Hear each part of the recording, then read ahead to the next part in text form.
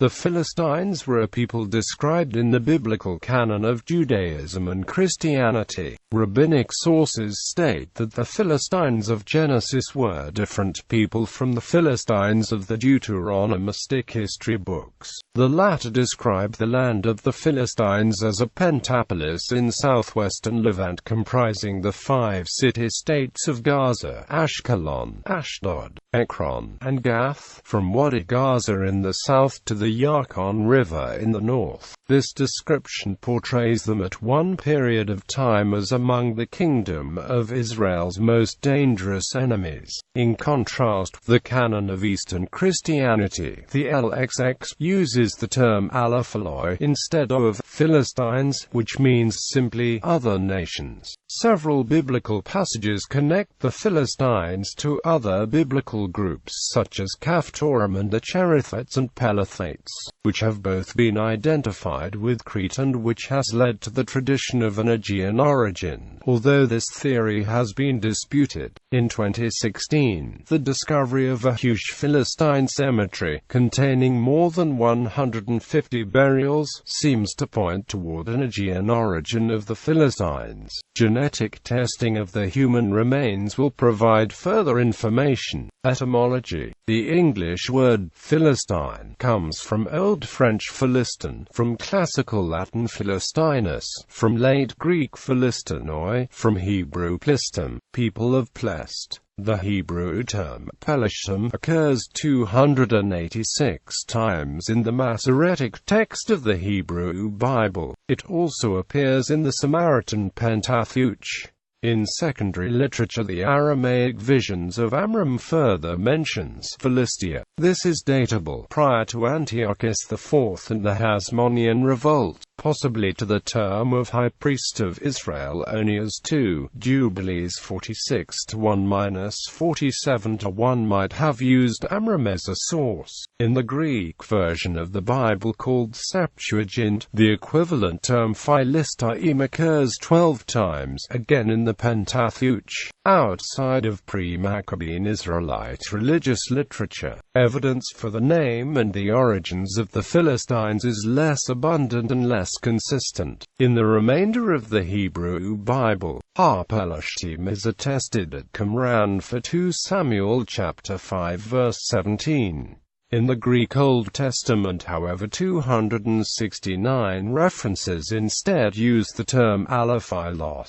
The Philistines are the subject of research and speculation in biblical archaeology. Since 1822, scholars have connected the biblical Philistines with the Egyptian Pelset inscriptions, all 5 of which appear from c. 1150 BCE to c. 900 BCE, just as archaeological references to Kinahu or Kana now come to an end, and since 1873 comparisons were drawn between them and to the Aegean Pelasgians. While the evidence for these connections is etymological and has been disputed, this identification is held by the majority of Egyptologists and biblical archaeologists. Archaeological research to date has been unable to corroborate a mass settlement of Philistines during the Ramesses III era. Biblical scholars often trace the word to the Semitic root pls, which means to divide or invader. However, the Bible also identifies them as people of Caphtor. Caphtor is not of Hebrew Semitic origin, which suggests the possibility that this word is similar to the name they called themselves. A Warlistana is mentioned in Luwian texts already variantly spelled Palestina. This implies dialectical variation, a phoneme inadequately described in the script, or both. Philistina was a kingdom somewhere on the Amuq plain, where the Amorru kingdom had held sway before it. Another theory proposed by Jacobson, is that the name derives from the attested Illyrian locality Palais, whose inhabitants would have been called Palestini according to normal grammatical practice. Alan Jones suggests that the name Philistine represents a corruption of the Greek phile histia. He goes on to suggest that the Philistines introduced the fixed hearth to the Levant. This suggestion was raised before archaeological evidence for the use of the hearths was documented at Philistine sites. In the Bible, Torah, the Table of Nations in Genesis chapter 10 states in Hebrew with regard to the descendants of Mizraim, the biblical progenitor of the Egyptians, Vea Patrazim Vea Kasluhim Asher Yatsu Misham Pelashim Vea Kaftrim. Literally, it says that those whom Mizraim begat included the Pathrazim, Kasluhim, and the Kaftorim. There is some debate among interpreters as to whether this verse was originally intended to signify that the Philistines themselves were the offspring of the Kasluhim of the Kaftorim. While the Kasluhim of the Kaftorim origin is widely followed by biblical scholars, other scholars such as Friedrich Schwely, Bernhard Stade, and Cornelis D.L. argued for a Semitic origin. The Torah does not record the Philistines as one of the nations to be displaced from Canaan. In Genesis chapter 15 verses 18 to 21, the Philistines are absent from the 10 nations Abraham's descendants will displace, as well as being absent from the list of nations Moses tells the people they will conquer. God also directed the Israelites away from the Philistines upon their exodus from Egypt according to Exodus chapter 13 verse 17. In Genesis chapter 21 verses 22 to 27, Abraham agrees to a covenant of kindness with Abimelech, the Philistine king, and his descendants. Abraham's son Isaac deals with the Philistine king similarly, by concluding a treaty with them in chapter 26. Unlike most other ethnic groups in the Bible, the Philistines are almost always referred to without a definite article in the Torah. Deuteronomistic History. Rabbinic sources state that the Philistines of Genesis were different people from the Philistines of the Deuteronomistic History. This differentiation was also held by the authors of the Septuagint, who translated its base text as Alaphaloi instead of Philistines throughout the books of Judges and Samuel. Throughout the Deuteronomistic history, Philistines are almost always referred to without a definite article, except on 11 occasions. On the basis of the LXX's regular translation into Alaphaloi, Robert Druz states that the term Philistines means simply non-Israelites of the Promised Land when used in the context of Samson, Saul and David. Judges chapter 13 verse 1 tells that the Philistines dominated the Israelites in the times of Samson, who fought and killed over 1,000. According to 1 Samuel chapters 5 to 6, they even captured the Ark of the Covenant for a few months. A few biblical texts, such as the Ark narrative and stories reflecting the importance of Gath, seem to portray late Iron and early Iron II memories. They are mentioned more than 250 times, the majority in the Deuteronomistic history, and are depicted as among the arch-enemies of the Israelites, a serious and recurring threat before being subdued by David. The Bible paints the Philistines as the main enemy of the Israelites, with a state of almost perpetual war between the two. The Philistine cities lost their independence to Assyria, and revolts in the following years were all crushed. They were subsequently absorbed into the Neo-Babylonian Empire and the Achaemenid Empire, and disappeared as a distinct ethnic group by the late 5th century BC. The Philistine pentapolis were ruled by Seranim, though to what extent they had a sense of a nation is not clear without literary sources. The prophet Amos in 1-8 sets the Philistines lambda lambda omicron phi upsilon lambda omicron Omicron iota at Ashdod and Ekron. In 9-7 God is quoted asserting that, as he brought Israel from Egypt, he also brought the Philistines from Caphtor. In the Greek this is, instead, bringing the lambda Omicron phi upsilon lambda Omicron iota from Cappadocia. Battles between the Israelites and the Philistines. The following is a list of battles purported in the Bible between the Israelites and the Philistines. The Battle of Shephelah. Israelites defeated at the Battle of Aphek. Philistines captured the Ark. Philistines defeated at the Battle of Ebenezer. Skirmish at Michmash. Philistines routed by Jonathan and his men. Near the Valley of Adda, David defeats Goliath in single combat. The Philistines defeat Israelites on Mount Gilboa, killing King Saul and his 3 sons Jonathan, Abinadab and Malchishua. Hezekiah defeats the Philistines as far as Gaza and its territory. Archaeological evidence. Territory. According to Joshua chapter 13 verse 3 and 1 Samuel chapter 6 verse 17, the land of the Philistines, called Philistia, was a pentapolis in the southwestern Levant comprising the 5 city-states of Gaza, Ashkelon, Ashdod, Ekron, and Gath, from Wadi Gaza in the south to the Yarqon River in the north, but with no fixed border to the east. Tel Qasil, not mentioned in the Bible, was a big port city.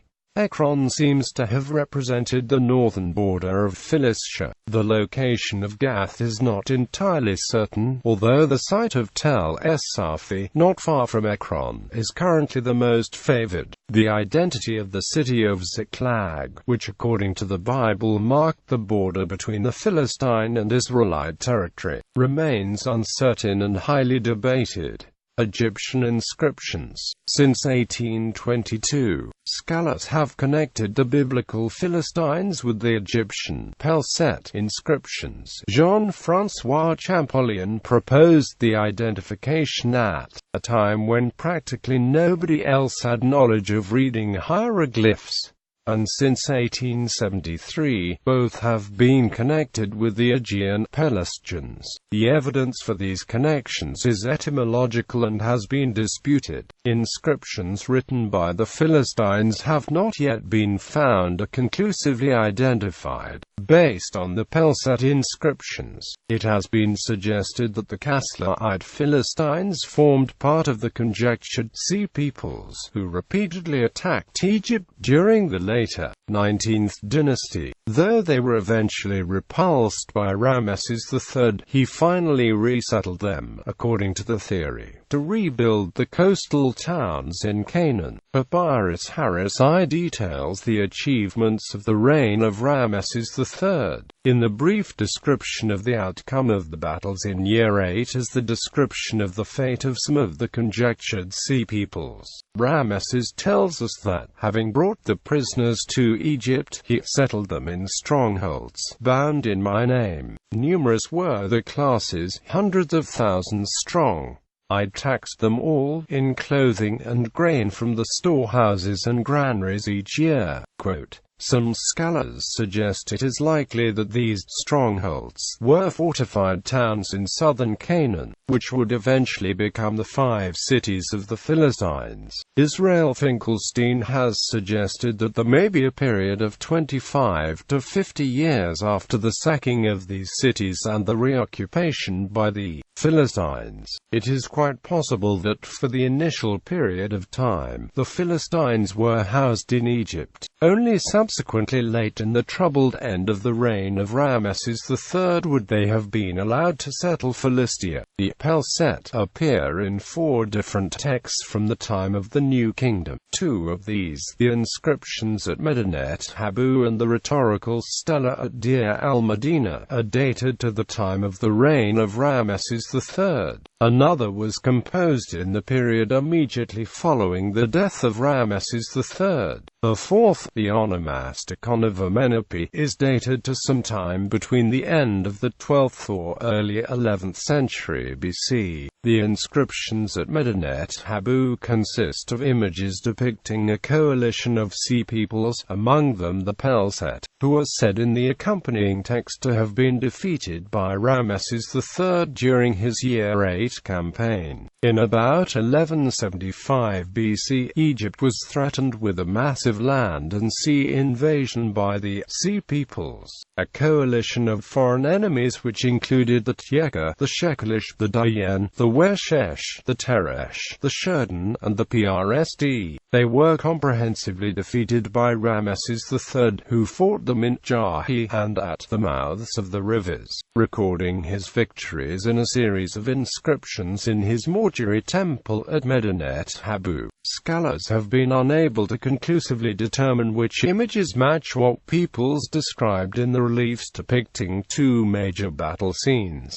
A separate relief on one of the bases of the Osirid pillars with an accompanying hieroglyphic text clearly identifying the person depicted as a captive Pelset chief as of a bearded man without headdress. This has led to the interpretation that Ramesses III defeated the Sea Peoples, including Philistines, and settled the captives in fortresses in southern Canaan. Another related theory suggests that Philistines invaded and settled the coastal plain for themselves. The soldiers were quite tall and clean-shaven. They wore breastplates and short kilts, and the superior weapons included chariots drawn by 2 horses. They carried small shields and fought with straight swords and spears. The rhetorical stela are less discussed, but are noteworthy in that they mention the Pelset together with a people called the Teresh, who sailed in the midst of the sea. The Teresh are thought to have originated from the Anatolian coast, and their association with the Pelset in this inscription is seen as providing some information on the possible origin and identity of the Philistines. The Harris Papyrus, which was found in a tomb at Medinet Habu, also recalls Ramesses III's battles with the Sea Peoples, declaring that the Pelset were reduced to ashes. The Papyrus Harris I records how the defeated foe were brought in captivity to Egypt and settled in fortresses. The Harris Papyrus can be interpreted in 2 ways. Either the captives were settled in Egypt and the rest of the Philistines, Sea Peoples, carved out a territory for themselves in Canaan, or else it was Ramesses himself who settled the Sea Peoples in Canaan as mercenaries. Egyptian strongholds in Canaan are also mentioned, including a temple dedicated to Ammon, which some scholars place in Gaza. However, the lack of detail indicating the precise location of these strongholds means that it is unknown what impact these had, if any, on Philistine settlement along the coast. The only mention in an Egyptian source of the Pelset in conjunction with any of the 5 cities that are said in the Bible to have made up the Philistine pentapolis comes in the Onomasticon of Amenepi.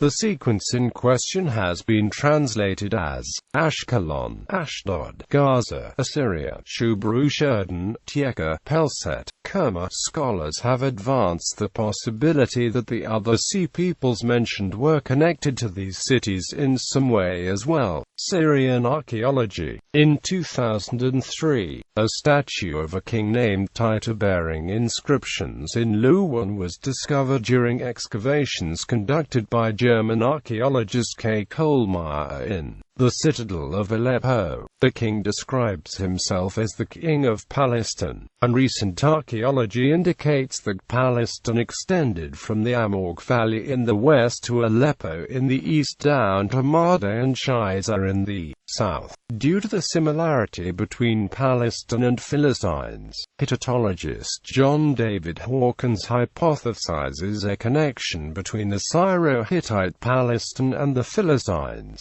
as do archaeologists Benjamin Sass and K. Kohlmeier. However, the relation between Palestine and the Philistines is much debated. Israeli professor Atam Arsinger notes that there is nothing in the recently discovered archaeology that indicates an Aegean origin to Palestine. Most of the discoveries at the Palestine capital Tel Tayanat indicate a Neo-Hittite state, including the names of the kings of Palestine. Singer proposes that a branch of the Philistines settled in Tel Tayanat and were replaced or assimilated by a new Luwian population who took the Palestine name. Material culture and Aegean archaeology. Many scholars have interpreted the ceramic and technological evidence attested by archaeology as being associated with the Philistines' advent in the area as strongly suggestive that they formed part of a large-scale immigration to southern Canaan, probably from Anatolia and Cyprus, in the 12th century BCE. However, scholars such as London, Rubunimovitz, H. Vibert, and Nort, among others, have noted the difficulty of associating pots with people, proposing alternative suggestions such as potters following the markets of technology transfer, and emphasize the continuities with the local world in the material remains of the coastal area identified with Philistines, rather than the differences emerging from the presence of Cypriot and or Aegean Mycenaean influences. The view is summed up in the idea that kings come and go, but the pots remain, suggesting that the foreign Aegean elements in the Philistine population may have been a minority. The proposed connection between Mycenaean culture and Philistine culture was further documented by finds at the excavation of Ashdod, Ekron, Ashkelon, and more recently Gath, 4 of the 5 Philistine cities in Canaan. The 5th city is Gaza, especially notable as the early Philistine pottery, a locally made version of the Aegean Mycenaean late Heladic pottery, which is decorated in shades of brown and black. This later developed into the distinctive Philistine pottery of the Iron Age, with black and red decorations on white slip known as Philistine bichromeware. Also of particular interest is a large, well-constructed building covering 240 square meters, discovered at Ekron. Its walls are broad, designed to support a second story, and its wide, elaborate entrance leads to a large hall, partly covered with the roof supported on a row of columns. In the floor of the hall is a circular hearth paved with pebbles, as is typical in Mycenaean megaron hall buildings. Other unusual architectural features are paved benches and podiums. Among the finds are 3 small bronze wheels with 8 spokes. Such wheels are known to have been used for portable cultic stands in the Aegean region during this period, and it is therefore assumed that this building served cultic functions. Further evidence concerns an inscription in Ekron to Pygn or Pytn, which some have suggested refers to Potnia, the title given to an ancient Mycenaean goddess.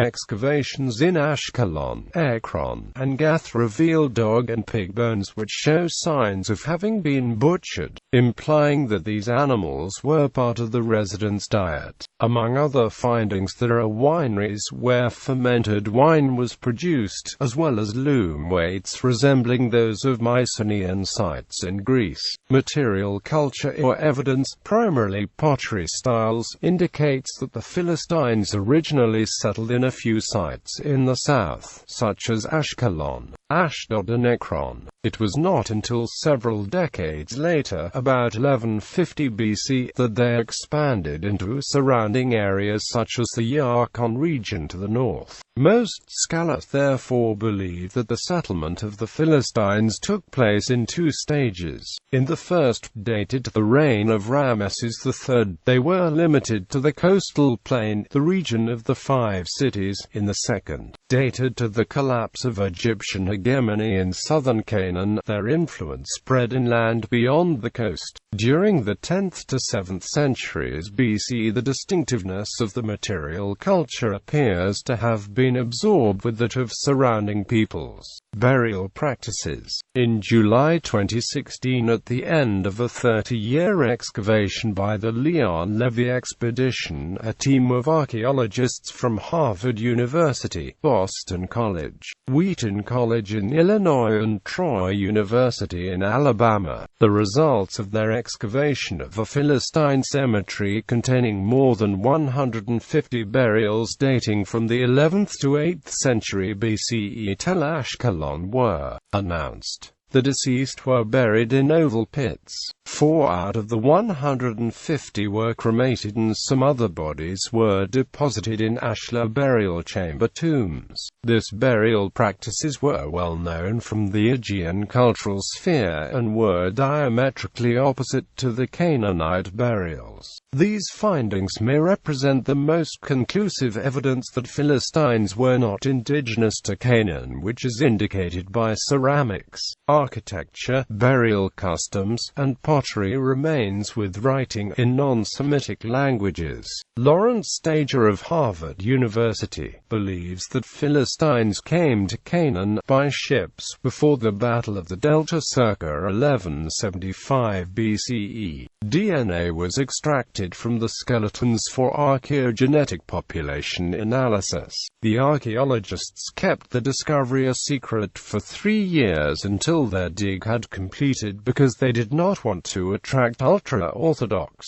Jewish protesters, who have previously staged demonstrations at excavations where human remains have been found, arguing that the remains could be Jewish and that disturbing them would violate a Jewish religious law. Population. The population of the area associated with Philistines is estimated to have been around 25,000 in the 12th century BC, rising to a peak of 30,000 in the 11th century BC. The Canaanite nature of the material culture and toponym suggest that much of this population was indigenous, such that the migrant element would likely constitute less than half the total, and perhaps much less. Language. Nothing is known for certain about the language of the Philistines. Pottery fragments from the period of around 1500 to 1000 BCE have been found bearing inscriptions in non-Semitic languages,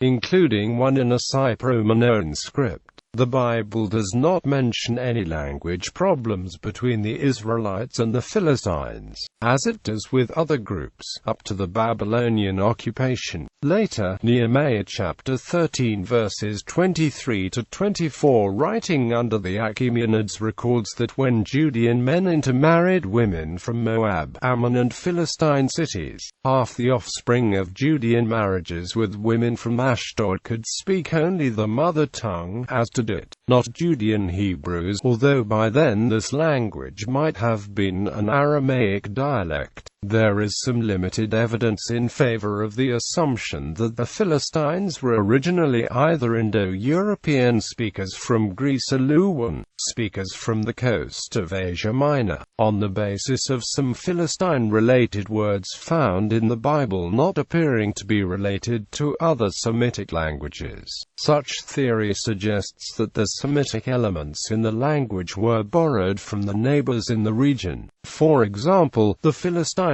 word for captain, seron, may be related to the Greek word tranus. Although most Philistine names are Semitic, some of the Philistine names, such as Goliath, Achish, and Phicol, appear to be of non-Semitic origin, and Indo-European etymologies have been suggested. Recently, an inscription dating to the late 10th, early 9th centuries BC with 2 names, very similar to one of the suggested etymologies of the popular Philistine name Goliath, was found in the excavations at Gath. Religion. The deities worshipped in the area were Baal, Astarte, and Dagon, whose names are variations thereof appear in the Canaanite pantheon as well. Economy. Cities excavated in the area attributed to Philistines give evidence of careful town planning, including industrial zones. The olive industry of Ekron alone includes about 200 olive oil installations. Engineers estimate that the city's production may have been more than 1,000 tons, 30% of Israel's present-day production. There is considerable evidence for a large industry in fermented drink. Finds include breweries, wineries, and retail shops marketing beer and wine. Beer mugs and wine craters are among the most common pottery finds.